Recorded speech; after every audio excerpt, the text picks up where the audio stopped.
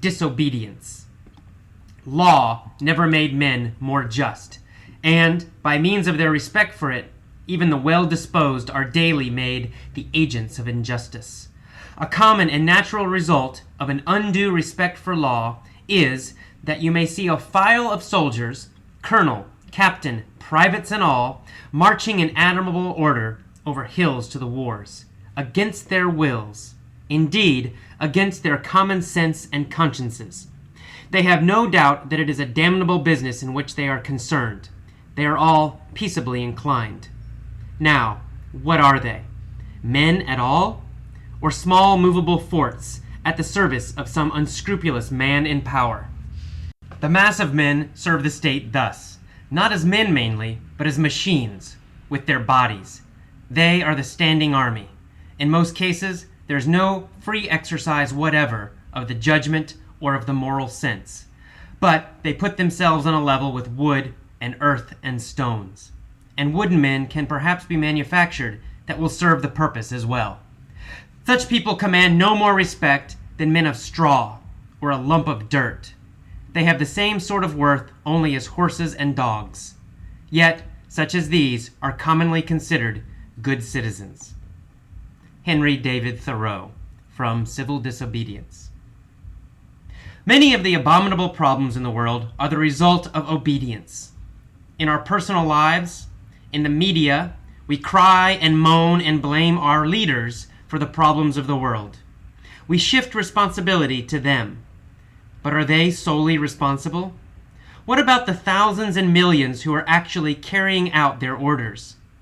These people are the ones actually doing the terrible things that their leaders want done. These people have abandoned their conscience and have abandoned their responsibility. Can such people be considered adult human beings at all? Or are they still children or dogs, dutifully obeying their master parent? Think of the American soldiers currently in Iraq. In the end, it is not George Bush who is pulling the trigger or dropping the bombs or torturing the prisoners. He merely gives the orders which no particular man or woman must follow. For, while they might be discharged or put in prison for refusing an order, no one will be hurt or killed for doing so. Isn't Thoreau correct? Aren't our true heroes the ones who disobey unjust laws?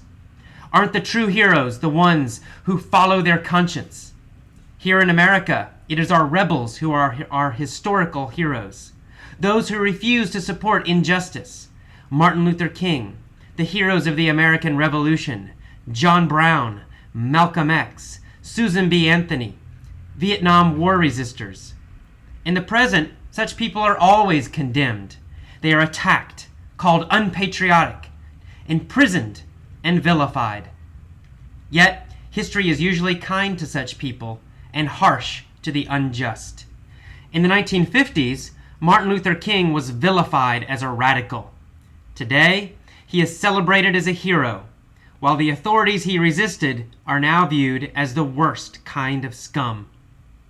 Thoreau, and later Gandhi and Martin Luther King, all believed that individual conscience was more just and powerful than law.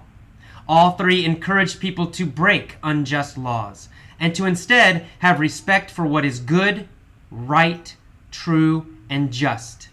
Though all three men are now dead, their message is as important today as it was during their lifetime. Thoreau was a great writer, philosopher, poet, and a most practical man. That is, he taught nothing he was not prepared to practice in himself. He was one of the greatest and most moral men America has produced. Mohandas Gandhi.